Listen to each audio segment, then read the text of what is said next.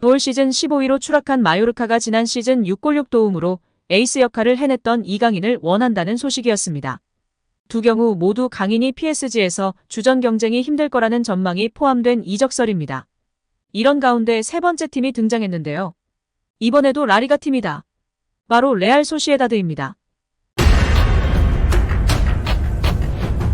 엔리케 감독이 신뢰하던 모든 선수가 최악의 평점을 받았습니다. 딱 한 선수만 현지 매체부터 팬들까지 찬양하고 있는데요. 그는 바로 비티냐입니다. 모든 매체와 팬들은 비티냐는 훌륭했고 자기 몫을 항상 충분히 해주고 있다고 평가했습니다. 비티냐는 확실히 성장했고 데뷔 이후 가장 전성기를 보내는 것이 맞는 것 같습니다. 다음 시즌에도 무조건 붙박이 미드필더로 자리매김했다고 봐야 할 것 같습니다. 다른 선수들은 최악의 혹평을 받고 있습니다. 하무스를 히든카드로 내놨지만 기대에 부응하지 못했고 덴벨레는 기복이 너무 심합니다. 1차전에서도 아쉬웠고 이번에도 아쉬웠습니다. 에머리, 루이스 모두 최악의 평점으로 3점이었습니다. 가장 못한 것은 수비수 베랄두였는데요. 이건 예견되었기도 했기 때문에 오히려 더욱 공격적으로 배팅을 했어야 하지 않았나 싶습니다. 결국 위카의 부재로 인한 베랄두라는 경험이 미숙하고 완벽한 중앙센터백이 아닌 선수가 중앙센터백을 감당하면서 무너지고 마는 파리 생제르맹이었습니다. 프랑스 매체 구공민은 루이스의 도르트문트전 활약에 대해 평점 3점을 부여했습니다.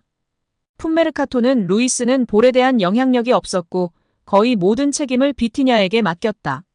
너무 조심스럽게 플레이했다. 이 수준의 경기에선 충분하지 않은 모습이었다는 뜻을 나타내기도 했습니다. 이강인과 교체된 미드필더 에메리 역시 도르트문트전 활약이 혹평받았습니다. 풋메르카토는 에미리의 나이가 아주 어린 것을 감안하더라도 유령 같았다고 비난했습니다.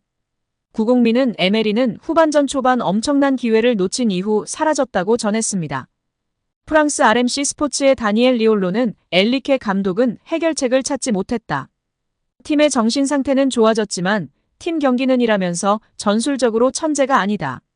사람들이 엔리케 감독이 천재라고 말하는 것을 멈추기를 바란다.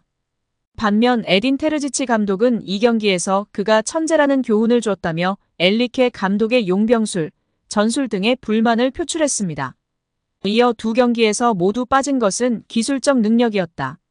우리는 골포스트에 대해 많은 이야기를 하겠지만 실수가 쌓여 너무 많은 실수들을 초래하는 경우도 있다.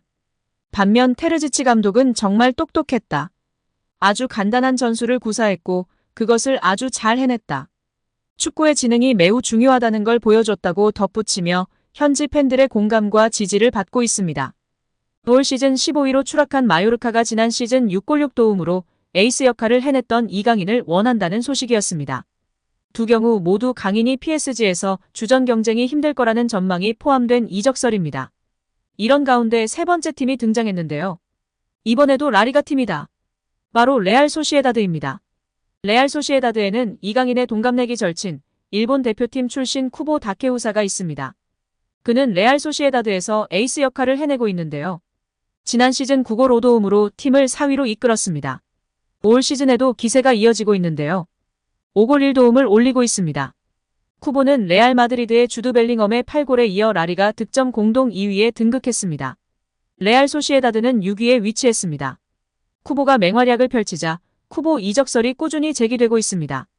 최근에는 잉글랜드 프리미어리그 맨체스터 유나이티드가 쿠보를 원한다는 소식이 전해졌습니다. 레알 소시에다드는 주가가 높아진 쿠보를 붙잡을 수 없는 상황을 고려하고 있는데요. 그 1순위가 바로 이강인이라는 것입니다. 쿠보가 레알 소시에다드를 떠난다면 이 공백을 메울 수 있는 적임자로 이강인을 주시하고 있다는 것입니다.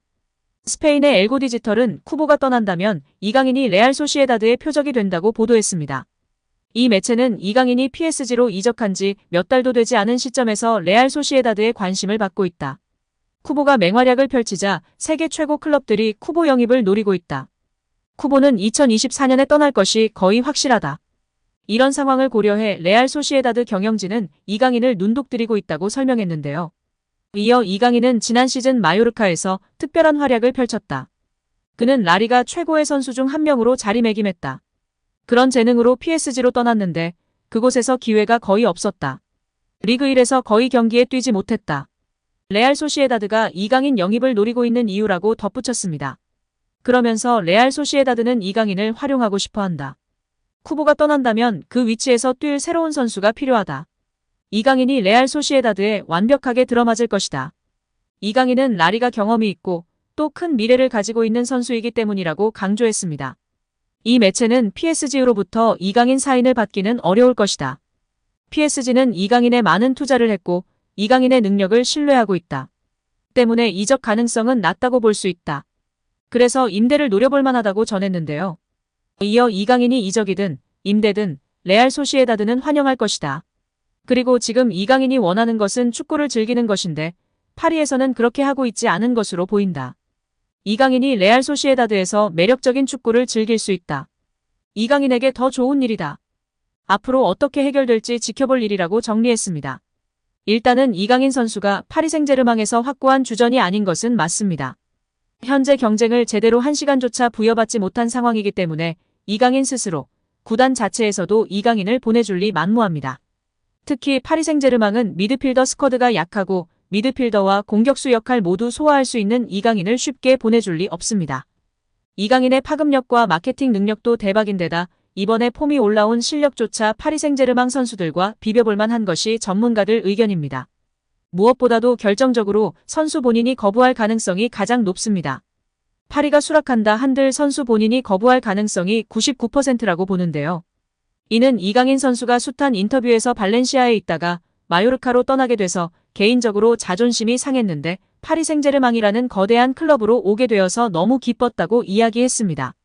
마요르카에 있을 때 발렌시아보다 더 큰 구단으로 가는 것이 목표였다고 밝혔습니다. 그런 그가 이제 얼마 되지도 않았는데 스페인의 레알 소시에다드로 갈 일은 없을 것입니다. 또한 아틀레티코 마드리드, 마요르카 등도 마찬가지일 것입니다. 아틀레티코 마드리드의 경우만 파리 생제르맹과 비슷하다 느낄 수 있는데요. 그럴 바에 파리에서 경쟁해보겠다고 생각할 것 같습니다. 물론 저의 생각이라는 점을 말씀드리고 여러분들 생각은 어떨지 모르겠네요.